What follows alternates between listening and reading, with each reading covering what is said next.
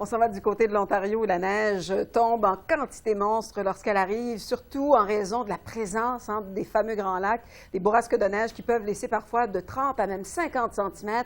Du côté de Waterloo, c'est un peu ce qu'on voyait comme neige parfois très intense, Joanie. Et c'est pas terminé, il y a d'autres systèmes qui s'amènent aussi.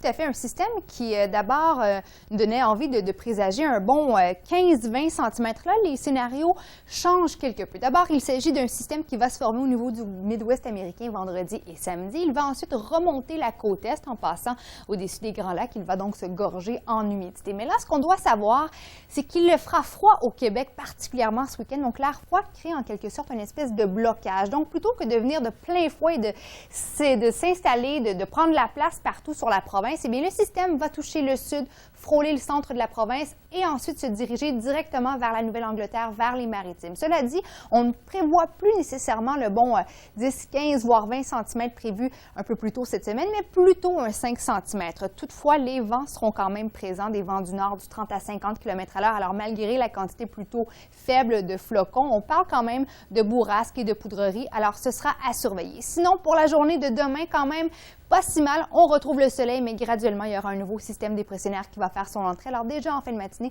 on parle de flocons pour Val-d'Or et pour Gatineau également, et ce sera froid pour tout le monde.